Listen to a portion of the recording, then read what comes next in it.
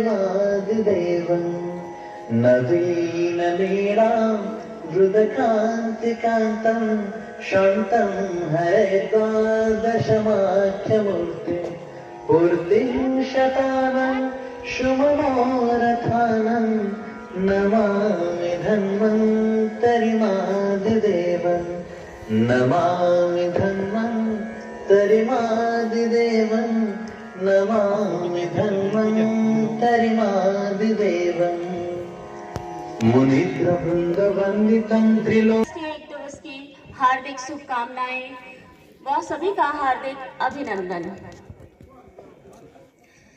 सबसे पहले हम बात कर लेते हैं, जैसे कि आज सब लोग हम लोग यहाँ पर 10वां अंतर्राष्ट्रीय योग दिवस मनाने के लिए एकत्रित हुए हैं।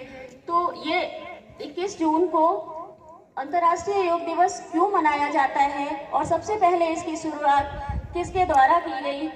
वास होता है और स्वस्थ मानसिकता के साथ ही हम सब मिलकर एक स्वस्थ समाज का निर्माण कर सकते हैं। योग हमारे भारत की बहुत बेहद प्राचीन परंपरा है, इसीलिए हमारे भगवान शिव का एक नाम आदि योगी भी है। योग का विस्तृत वर्णन योग सूत्र में मिलता है। योग सूत्र की रचना आचार्य पतंजलि के द्वारा लगभग 5000 वर्ष से भी पूर्व की गई। उन्होंने योग के 8 अंग बताए। इन आठ बहुत बहुत धन्यवाद आदरणीय जिला आयुर्वेदिक अधिकारी महोदय। अब इस योग के सत्र में हम सब लोग योग सेशन में पहुंचते हैं। हमारे बीच में डॉक्टर मंजू बोरा उपस्थित हैं। आप सभी योग साधकों का इस कार्यक्रम में पुनः स्वागत और अभिनंदन है। डॉक्टर मंजू बोरा से निवेदन है कि वो आकर सभी योग साधकों को योग अभ्यास करवाएंगे। डॉक्टर मंजू बोरा।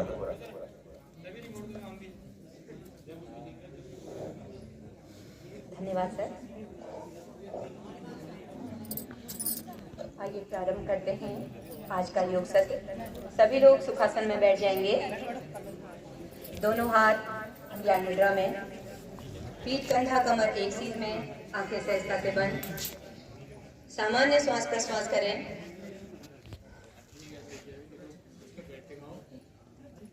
सभी लोग योग सत्र को प्रारंभ करने से पूर्व अपने दोनों हाथों को जोड़कर प्रणाम मुद्रा में हृदय के पास रखें और हमारे पश्चात ऋग्वेद के इस मंत्र को दोहराएं।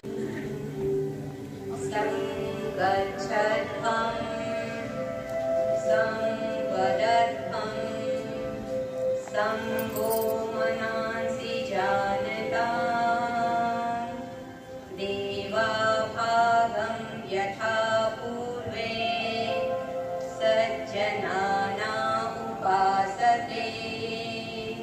अर्थात हम सभी प्रेम से मिलकर चलें, आपसी परस्पर मिलकर बोलें और सभी ज्ञानी बने।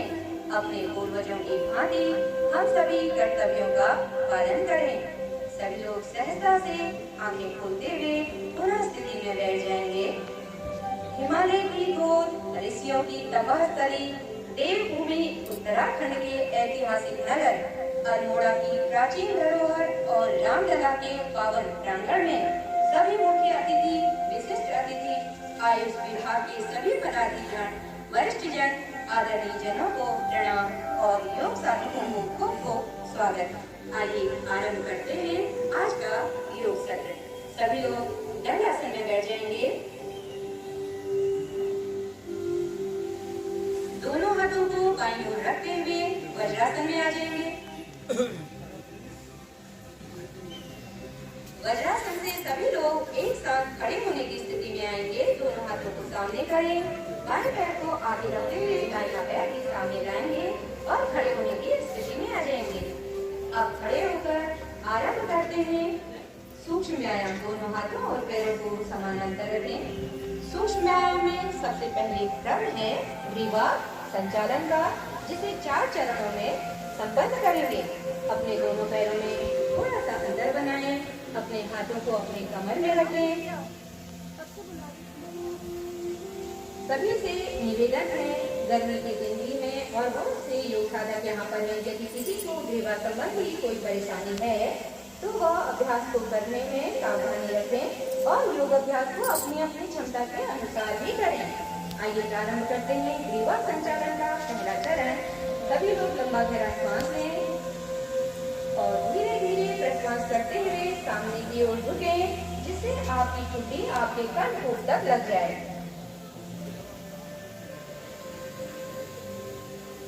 और धीरे धीरे श्वास लेते हुए सामान्य स्थिति में आए और प्रश्वास करते हुए धीरे धीरे क्षमता अनुसार पीछे की ओर झुकें। फिर श्वास लेते हुए सामान्य स्थिति में आए। एक बार पुनः प्रश्वास के साथ धीरे धीरे सामने की ओर झुकें और अपनी ठुड्डी को कंठकूप से लगाएं। धीरे धीरे श्वास लेते हुए सामान्य स्थिति में आए और प्रश्वास के साथ एक बार पुनः पीछे की ओर झुकें। श्वास लेते हुए सामान्य स्थिति में अब बढ़ते हैं ग्रीवा संचालन के द्वितीय चरण की ओर। अब धीरे धीरे आपकी गर्दन को बाएं और दाहिने कंधे की ओर झुकाएंगे। लंबा गहरा श्वास लें और प्रश्वास के साथ धीरे धीरे आपकी गर्दन को बाएं कंधे की ओर झुकाएं।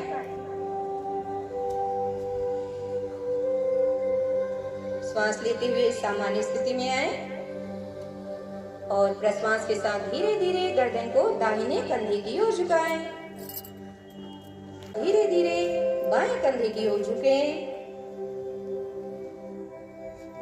फिर श्वास लेते हुए सामान्य स्थिति में आए और प्रश्वास के साथ धीरे धीरे दाहिने ओर झुकें।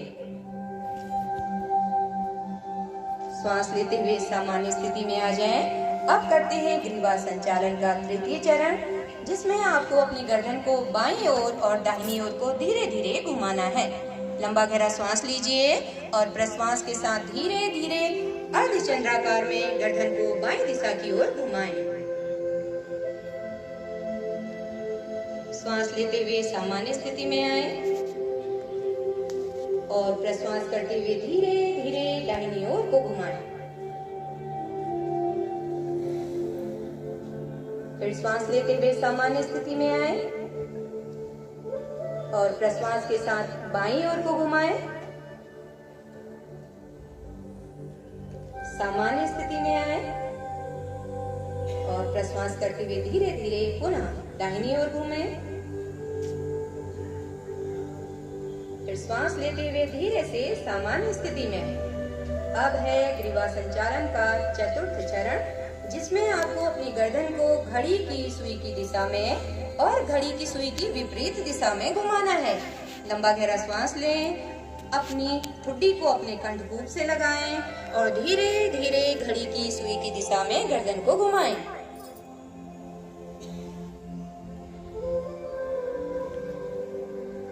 फिर धीरे धीरे आपकी गर्दन को घड़ी की विपरीत दिशा में घुमाएं। एक बार पुनः आपकी गर्दन को घड़ी की सुई की दिशा में धीरे धीरे घुमाएं।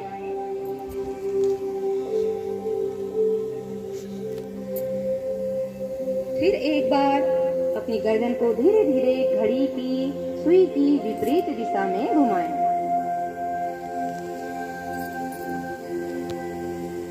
सामान्य स्थिति में आए, सामान्य श्वास प्रश्वास करें। सूक्ष्म व्यायाम के इस क्रम में अगला क्रम है स्कंद संचालन का। दोनों हाथों को पैरों के समानांतर रखें। अब धीरे धीरे आपके दोनों हाथों को कंधे की सीध में उठाएं। दोनों हाथ कान से लगे हुए ऊपर की ओर ताने, मुट्ठी बंद करें और हाथों को अपने कंधों में रखें। अब धीरे धीरे गिनती के साथ हाथों को गोलाई से सामने की ओर कोहनी मिलाते हुए घुमाएंगे। 1, 2, 3, 4, 5, 6, 7, 8, 9, 10। विपरीत दिशा में घुमाएंगे। 10, 9, 8, 7, 6, 5, 4, 3, 2, 1।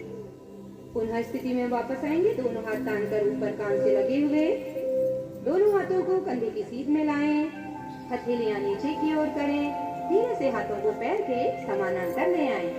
अब इसी में अगला क्रम है कटी संचालन का। कटी अर्थात कमर का व्यायाम।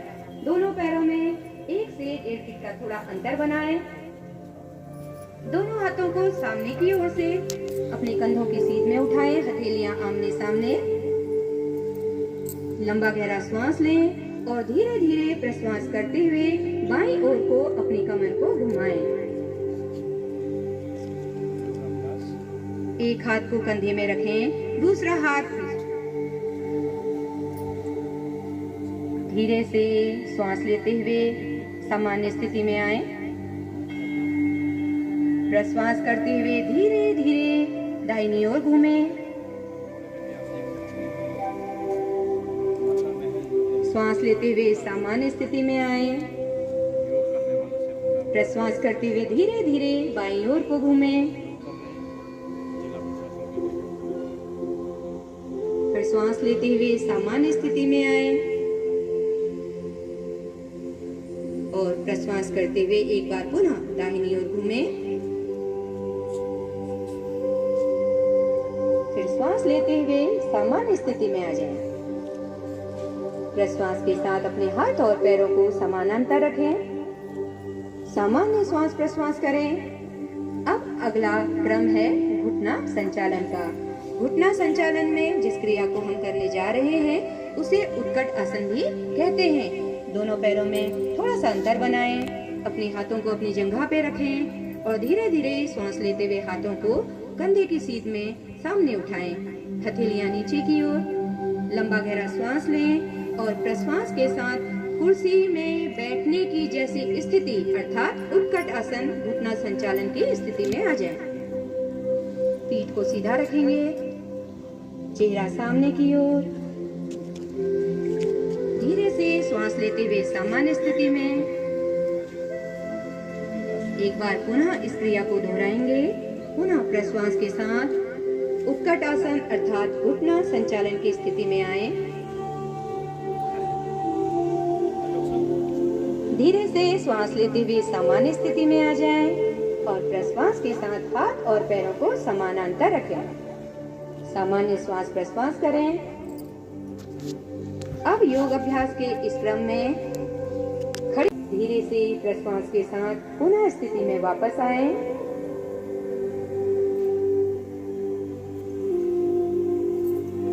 अब इसी में अगला क्रम है वृक्ष आसन का। वृक्ष आसन को सभी लोग एक साथ बाएं पैर से आरंभ करेंगे। बाएं पैर को दाहिनी जंघा में रखें। श्वास लेते हुए दोनों हाथों को कंधे की सीध में उठाएं। हथेलियां आकाश की ओर और हाथ को तानते हुए सिर के ऊपर नमस्कार मुद्रा में।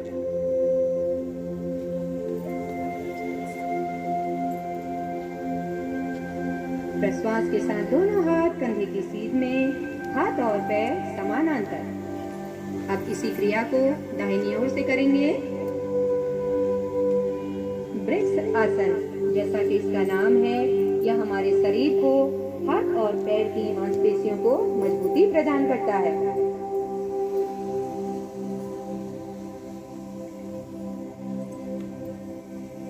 धीरे धीरे प्रश्वास के साथ पुनः स्थिति में वापस आएंगे। सामान्य श्वास प्रश्वास करेंगे। अब अगला क्रम है पाद हस्तासन। दोनों हाथों को जंघा पर रखें।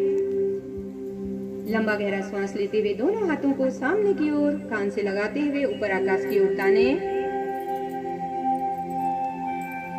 अब प्रश्वास करते हुए कमर से झुकते हुए आएंगे। दोनों हाथों को पैर के दाएं बाएं रखेंगे और अपने माथे को घुटने से लगाने का प्रयास करेंगे। हमारे हृदय से रक्त की जो पंपिंग होती है, रक्त का संचार गुरुत्वाकर्षण के कारण अधिकतर नीचे की ओर होता है, लेकिन हमारे मस्तिष्क को भी रक्त की आवश्यकता होती है। जब हम झुकने वाले आसन करते हैं तो इस स्थिति में हमारे रक्त का संचार हृदय से मस्तिष्क की ओर होता है। इसीलिए हमारे पहले से चला आ रहा है कि प्रातःकाल हम अपने घर के सदस्यों को झुककर प्रणाम करते हैं। धीरे धीरे श्वास लेते हुए उठें और प्रश्वास करते हुए पुनः स्थिति में वापस आ जाएं। दोनों पैरों में थोड़ा सा अंतर बनाएं। अपने हाथों को पीछे कमर में रखें। जिस प्रकार आगे झुकने वाली क्रिया की थी, अब हम पीछे की ओर झुकने की क्रिया करेंगे। दोनों हाथ कमर में लंबा गहरा श्वास लें और धीरे धीरे से श्वास लेते हुए सामान्य स्थिति में आ जाएं और प्रश्वास के साथ पुनः हाथ और पैरों को सम स्थिति में रखें। अब अगला क्रम है त्रिकोण आसन का। पैरों में 1 से 1.5 फीट का अंतर बना लें। दोनों हाथों को कंधे की सीध में उठाएं। कंधे बाएं हाथ से बाएं पैर को छूने का प्रयास करें। दाहिना हाथ कान की सीध में सीधे ऊपर की ओर। पुनः श्वास लेते हुए धीरे से स्थिति में वापस आएं और इसी क्रिया को दाहिनी ओर संपन्न करेंगे। दाहिने पंजे को दाहिनी ओर मोड़ें और धीरे धीरे पूर्ण स्थिति में आएं।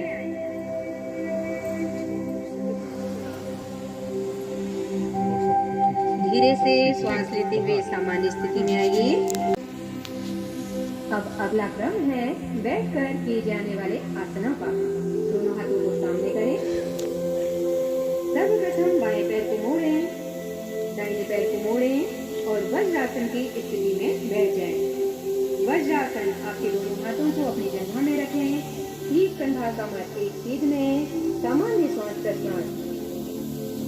योग के अनुसार पूरे शरीर में 72,000 नस नाड़ियों का वर्णन है, जिसमें से 14 नाड़ियां मुख्य हैं। उनमें से एक नाड़ी है वज्रा नाम की नाड़ी, जिसका संबंध हमारे पाचन तंत्र से है। इसीलिए भोजन के पश्चात वज्रासन में बैठने के लिए कहा जाता है। अपने हाथों को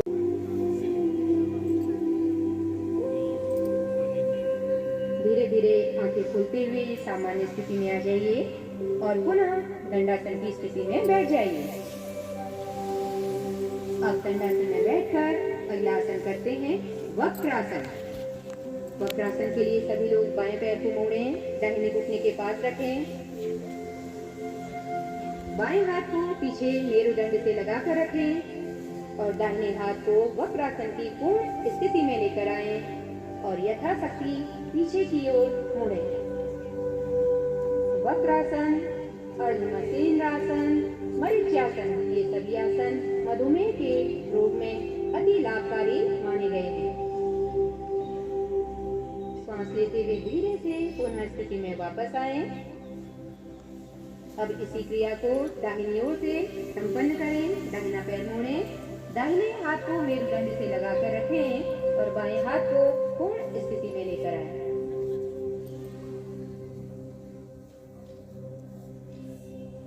धीरे से सांस लेते हुए पुनः स्थिति में वापस आएं। दोनों हाथों को जगह पर रखें। पीठ कंधा कमर एक सीध में।